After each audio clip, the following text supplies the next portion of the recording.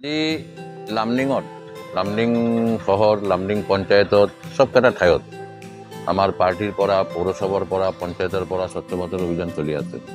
আমি বিশেষকৈ Lumding civil hospital, Lumding Netaji statue, Shyamaprasad Mukherjee Bhawan, ইফালে বীৰবলা কনকলতা, ক্ষুদিৰাম ভৱন, শ্বহীদ ময়দান, শ্বহীদ বেদী, এতিয়া আমি লামডিং থানাত আহি পাইছোঁ। পঞ্চায়তত আমাৰ কিছুমান কাৰ্যক্ৰম হৈ আছে। দক্ষিণ লামডিং, পশ্চিম লামডিং, পূব লামডিঙত, লামডিং মিউনিচিপালিটিৰ 13টা ৱাৰ্ডত চবকেইটা ঠাইত আজি ধুনীয়াকৈ স্বচ্ছ ভাৰতৰ কাৰ্যক্ৰম হৈ আছে। এই ধৰণে খুব যোৱাকালি পদযাত্ৰা হৈছিল। আমাৰ মূল মন্ত্ৰ হৈছে ৰাষ্ট্ৰভক্তি আৰু ৰাষ্ট্ৰ চেতনা।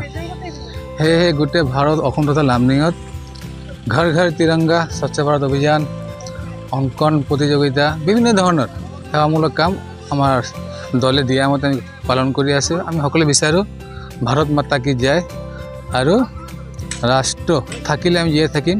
ৰাষ্ট্ৰ তেতিয়াই থাকিব যেতিয়া আমাৰ ৰাষ্ট্ৰভক্তি আৰু ৰাষ্ট্ৰ চেতনা থাকিব। এইটো এটা প্ৰক্ৰিয়া আমাৰ ৰাইজৰ মাজত গৈ পেলাই ৰাইজক অলপ এৱাৰনেছ দিয়া, ৰাষ্ট্ৰভক্তি আছে, ৰাষ্ট্ৰ চেতনা আছে, আৰু বিল্ড আপ কৰাৰ কাৰণে আমাৰ দল সংগঠন ঘৰে ঘৰে তিৰংগা লগোৱাৰ কাৰণে আপোনালোকৰ যোগেদি সমগ্ৰ অসমবাসী ৰাইজ লামডিঙবাসী আহ্বান থাকিল, অনুৰোধ থাকিল। গুৰুত্বপূৰ্ণ। আমি খালি স্বচ্ছ ভাৰত এটা কথা মনত ৰাখিব, স্বচ্ছ ভাৰতটো খালি আজি কৰিলে নহ'ব।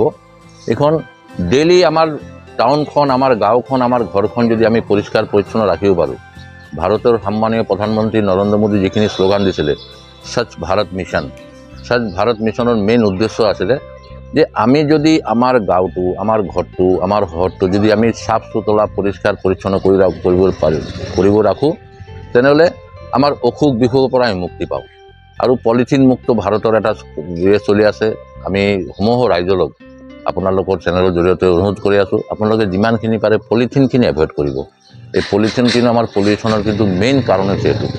আমি নিজেই চাইছোঁ নালা নৰ্দমা যেতিয়া চাফ কৰিবলৈ যায়, পলিথিনৰ পেকেট পৰি নালাৰ পানীবিলাক ওলাই যাব নোৱাৰে। এইখিনি আমাৰ কাৰণে ডাঙৰ প্ৰব্লেম।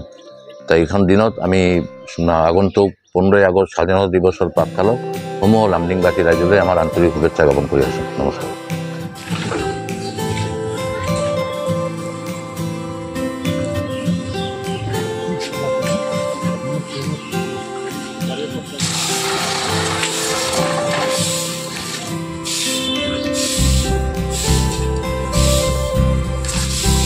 যাৰা 3 জন আছে